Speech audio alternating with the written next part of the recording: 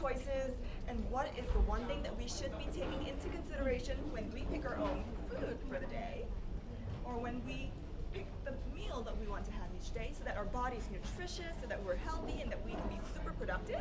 Our guest in the hot seat today will definitely tell you that story.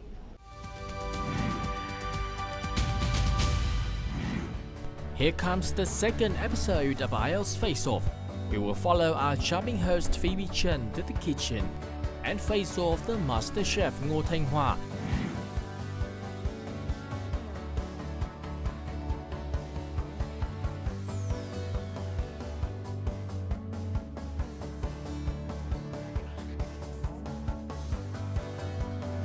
Coming up together with Khánh Vy and her IELTS On the Go journey, and be curious about who will be chosen as voice of this week. And of course, tons of tips to be shared, tons of good things await. Are you excited for this episode? Yes, it will come right now.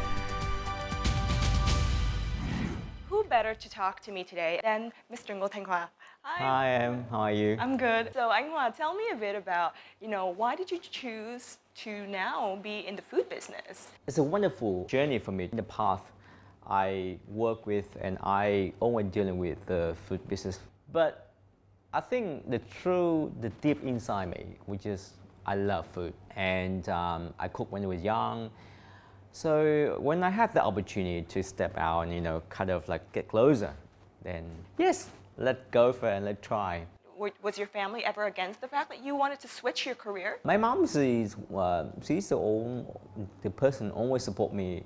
I mean, everything I try to do, and my mom always encouraged me to do it. My dad is the opposite. My dad's always, until now, he said, you spend a lot of time to study in Australia. You got this master's degree, bachelor degree, marketing, information system management, and now you be a chef. You go in the kitchen and cooking food. I also think that food it in itself is marketing. Good food is in itself marketing for either the cutlery or the ingredients or the person who makes the food. And definitely, like, for you to be able to create a dish with so many ingredients, it's a lot of management. Not many people can do that. I think so. Cooking is about the simple. You use the first ingredient to blending with the ingredient that you're familiar with, and you create a dish which you say, wow, that's your taste, and you want it that some other people will try to taste it and they say, okay, I like it. I would love to cook at home. Yeah. I think it's all about how you present and how you prepare from raw meat and raw vegetable into the dish. It's just an art. So when it comes to Vietnamese food, right? Yeah. You're a person who cooks both Vietnamese, Western, and fusion. But do you think that you're more connected with a certain type of food culture? I will stick with the authentic. For the authentic Vietnamese cuisine food, we have something, and everywhere will be the same. Like we have kho, we have canh chua, we have rau xào. Yeah. So it to me, how to bring that to different level, that's a big difference. That's a huge task. I always use Vietnamese ingredients like fish sauce, soy, chili, garlic, blending with the technique. For example, let's say when I do pan fried fish, we call cá chiên, and I think that if we do too much of that, then we remove the flavor of the fish. So how we do it with pan fry with the Western technique to keep the fish flavor very moist. When we enjoy the fish, when we have the fish, we can still enjoy the flavor of the fish. So what do you think is really the soul of Vietnamese food? You know what? It's a really hard question. Simple, but not easy at all. The soul of Vietnamese food, I think it's just about the freshness, flavor. Our food on the table always fresh. A lot of vegetable, the herb, very delicate. It's not like too powering. I love Asian food, either really spicy, a lot of herb, But our cuisine is kind of in between. Absolutely. Yeah, and it's make the food is more interesting, and we can easily blending. Yeah. Now, it reminds me of something that my mother used to say, because when I was growing up, when I was little, I didn't really like, food that are too bland. So I would always say that, Mom, why is this rau luộc, boiled vegetable, like, it has no taste. And then she was like, when you grow up and you learn to eat that, you're going to realize that how sweet the vegetable is. And then you'll also be, your palate's going to be better. And I'm like, I don't really believe it. But then until today, like I can distinguish, why the ingredient is good and why the ingredient is fresh. And also because of that, I think, I'm also now to distinguish like just plain water. Like, different plain waters have different tastes as well. And that to me is also very interesting. To end this section, there's a couple of requests that we get sent, to this show a lot. And people ask us, I am an aspiring chef.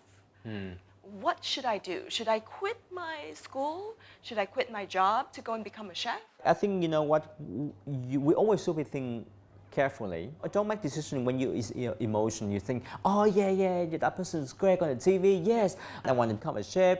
I can cook better. No, don't. Take your time thinking, what should I do? If I can do this, can I go through this? Can I go through difficulty of become a chef? Do I enjoy what I'm doing? Because when you enjoy what you're doing, and that would mean you make the right decision, okay?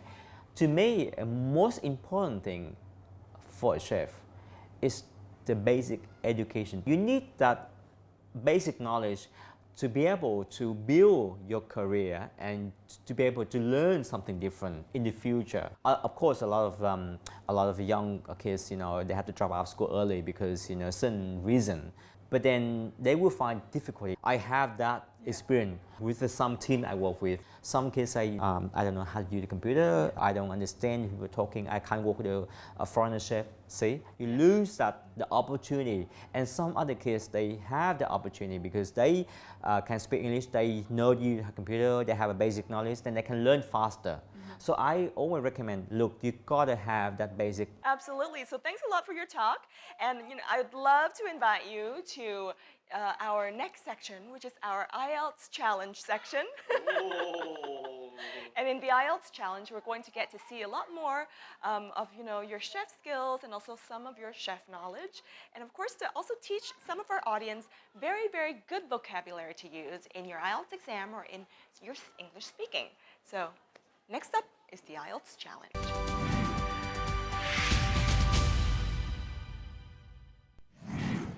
We're up for the next IELTS challenge, and this is a onion cutting challenge. We got to dice the onions into small little pieces, but I'm going to have it a little bit easier because I won't need to name the 20 dishes, whereas you will need to name 20 dishes that require onions. And we all have 3 minutes to dice completely these 3 onions. 3 minutes. Okay, right, okay. Shall we do this? This is the knife that I picked out from my house. Yeah. It hasn't been used for 1 year, so hopefully it still works. I mean, you haven't cooked for a long, long time. Oh no, because I could actually use another knife. All right. Yeah.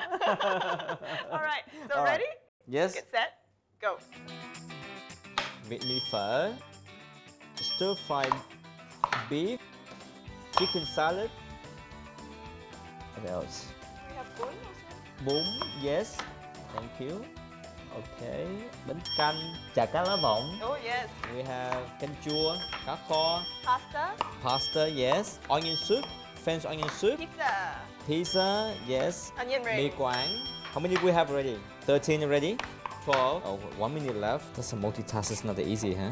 What else do we have? Bún thịt nướng, chả giò, cơm chiên. I think 3 minutes is not enough. For left, we have curry. Japanese food. I got almost 2. What? No, but that you kind of count it 2, right? You have like this at least. Like, you see? You see? If you like the first day, if you come to work in the kitchen, and the head chef would say, look, Phoebe, I think you need to go back to school and learn how to job properly. Yeah. But that's okay, because you are not a chef, so that's all right. All right. So what the result for challenge this time? I think you won, and I think this is one of the things where speed is not as important as technique.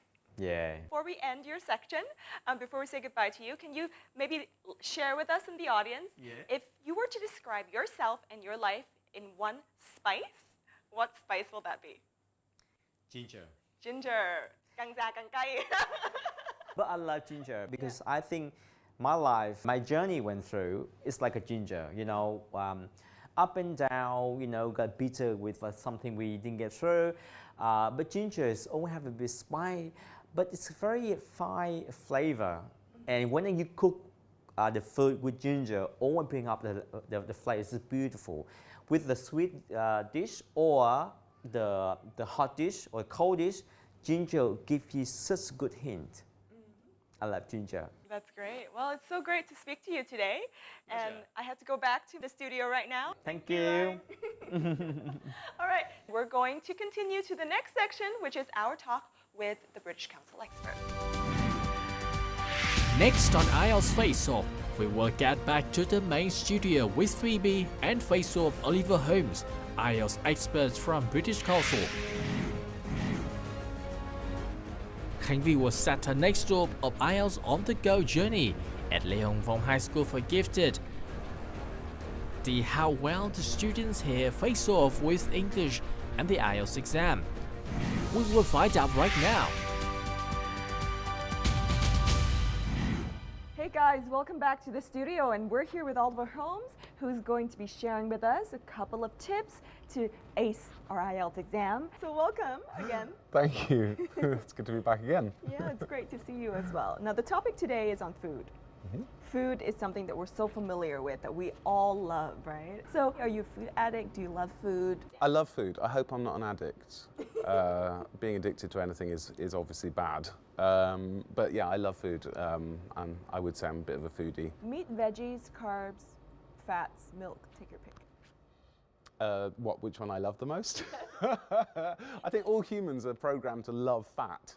I think the one that is evil and should be destroyed in our diet is sugar now, which I think is a bit of a secret hidden enemy in things like soft drinks.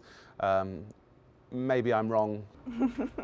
So interesting, and I'd love to discuss more with you on this later on. But I think now our students are waiting for us, and they're waiting right now at Lê Hồng Phong High School. So Khánh Vy, you're at IELTS On the Go at Lê Hồng Phong. Take it away.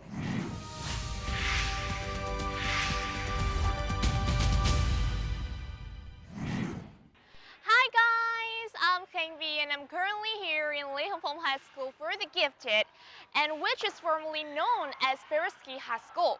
For those who don't know, Perisky was a guy who could speak a lot of languages, and one of his ways to learn languages was to speak to his friends as much as possible. And I'm here with a group of cutie friends, and I believe that I could learn a lot from them through this talk today. Come over here, pretty friends. Yes? Hi! Okay, let me introduce to you my cute friends, smart, talented. This is Anh Hân, this is Phoebe, and this is Minh. Say hi to all audiences. Let's talk about IELTS, because I know that you guys are really good at English. So have any one of you here have taken part in IELTS exam? Yes, me. Last year on October 2016, I studied our test, and fortunately I got Band 8. Band 8. Yes. Amazing. You? Have you ever taken the We IELTS are test? currently taking, the preparation for it. Oh yeah, so I think he should be your role model. So, like, among the 4 skills, which one is the most difficult for you and why? Yeah, I think that like other people, undoubtedly writing is the most difficult skills, because you have to have really strong arguments, and you have to support the argument in a very good way so that you can get high scores. So which skill in IELTS do you think the most difficult to you? Well, to me, of course, writing is the most difficult part for me, and I have to work a lot for it. What about you, Minh? And the same for me. I just struggle a lot with writing. I cannot brainstorm the arguments to say what to say in the essays. Well, speaking of brainstorming, what advice can you give to them? When I prepare for my test last year, I have a notebook. I'm gonna take an example for education topic. I will list out some useful vocabulary as well as ideas, so that when I practice writing at home, I look at my notebook. So gradually I get myself familiar with that ideas, and in the test room I can write immediately after I read the question. How can you have the patience to keep up with every vocabulary you need in one category in your life? I think one of the most important key elements in learning IELTS is being patient. Patient with yourself and patient with the difficulties you have to overcome with. And do you know that one of the greatest thing I bring you today is that one of you here will have a chance to take part in a real-time speaking test in the show. And you guys will have comments directly from the studios from IELTS expert from British Council. Okay. Are you excited? Yes. Yes, definitely. So one of you will be the chosen. Since I took the test already, so I'm gonna make this chance for you too. Yes. Well, I guess it's gonna be Poe. Why?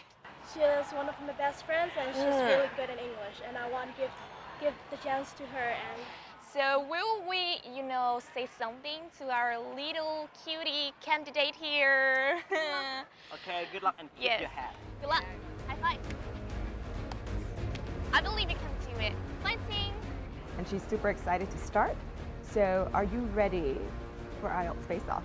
I'm totally ready. Next on IELTS Face-Off, Minh Tu has been chosen as Voice of the Week. Will she be confident enough to face off this challenge of the real-time speaking test? Let's see. And also job tips focusing on how to generate ideas in speaking tests will be ready to be shared with you. All the good things await right up next on IELTS Face-Off. Hi, my name's Oliver Holmes. Can you tell me your full name, please? My name is Minh Tu.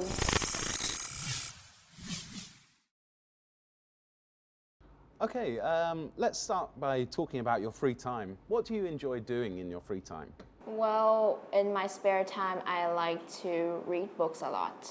Why do you like doing those activities? I find that reading books and diving into these fictional character and fictional world, I can finally, hide myself for a while from the reality and, be very entertained. So I really enjoy reading books.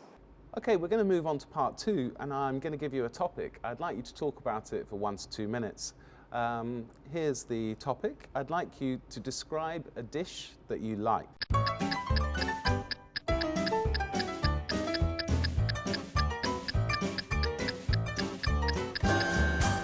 So Vietnamese cuisine is adored by many peoples around the world, and pho and bánh mì are 2 of the most iconic dishes in our food culture. However, I really want to introduce to everyone out there a dish that is very tasty yet underrated in our food cuisine, and that is the cung. And to make this dish is rather easy. What you need as ingredients are rice noodles, rice paper, shrimps, pork side, lettuce, and other herbs if you want. And first you want to boil both of these shrimps and pork side first, and then where they are cooked, you take them out and let them cool down. Once they're cooled down, you want to peel the skins of the shrimp off the shrimps, and the meat needs to be cut into thin slices, and then you just do the wrapping. You want to spray a little bit of water onto the rice paper to soften it, and essentially you just put every other ingredients on top of the sheet of rice paper, and then you wrap everything up with rolling motions. And Vietnamese people usually enjoy this dish by dipping this rolls into a special sauce that is made from soybeans. And as for popularity, I would say that the Vietnamese really love the gỏi cung because it's fresh and light. However, I would say that the foreigner are definitely missing out on this amazing dish. So I really hope that in the future it will be noticed more, and people from abroad can give it a try for themselves. Thank you very much. Now, I'm going to ask you a few questions related to the previous topic. Let's first of all talk about healthy and unhealthy foods.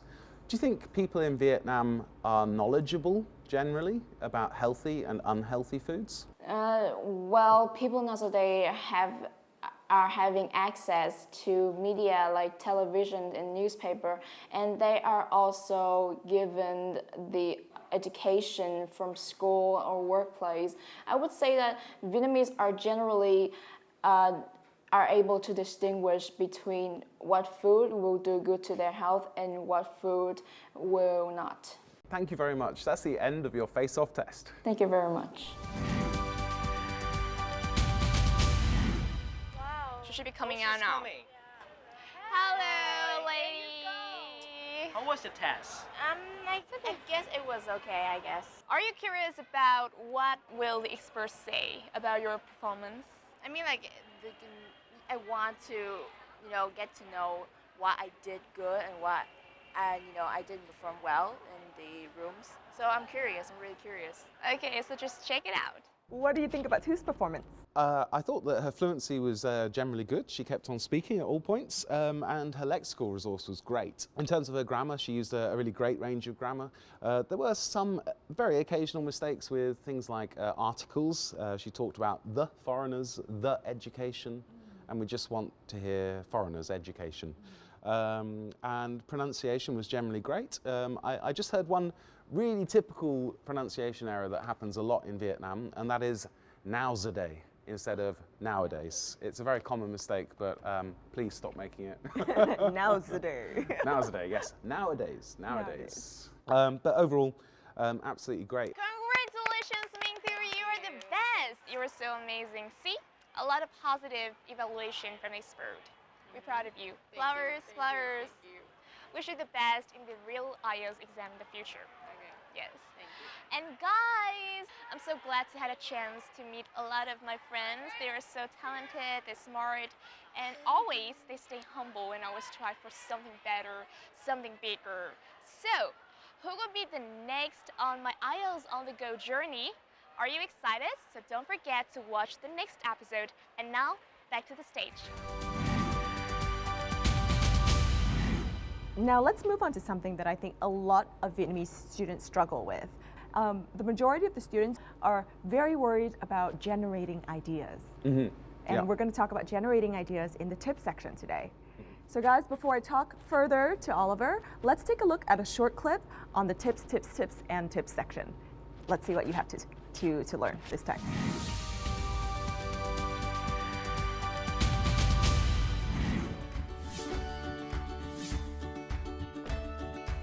Don't just give information, discuss information.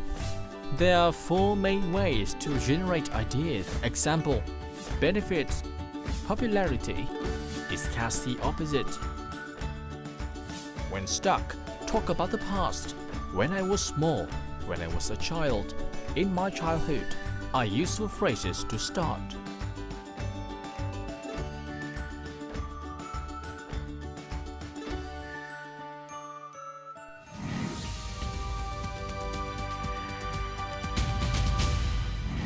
So when it comes to generating and developing an idea, what are some of the tips you have to What I recommend people do is think about every single idea in terms of several different aspects. For example, don't just think about the individual, but think about how something affects communities, countries, and the whole global environment. Or perhaps talk about the mental aspects of something, the physical aspects, and the social aspects. For example, in terms of talking about food, we might talk about obesity, and then we might talk about the physical effects and problems caused by obesity, the mental effects caused by perhaps depression or anxiety, and perhaps the social effects, people becoming antisocial or less willing to take part in things like sporting activities. So I think basically thinking about things in terms of lots of different aspects. Yeah. So, do you think it's wise for people to kind of segment how they think? Do you think that it's a structured way to kind of brainstorm? I think it's really more about what you, the way that you say it rather than what you actually say. Actually, interestingly, I was looking at the University of Oxford interview process recently, and one of their questions was, if we give you 3 substances, A, B, and C, which of those substances will be most soluble in water? And unless you're a chemist, you might not know an effective way of doing that. But simply by organizing your thoughts and arranging your ideas and talking about how one method might work and then finding a problem with it and then moving on to another method and discussing that one, talking about the benefits or the drawbacks of that idea, and doing this in a kind of structured way and showing that you're working through all these different processes is what Oxford and Cambridge, I think, are both looking for. Which are the topics that you think people should definitely prepare for in the IELTS exam? Well, all questions can be put into 4 basic categories: people, places, occasions, things. So I would definitely work on my grammatical structures related to those things. If I was talking about a thing, I'd practice using a thing which does something, a thing which I bought in a place near where I grew up, a person who, and so on. And I would just practice talking about each of those topics. So, yeah, practice relating your ideas to people, places, things, and occasions.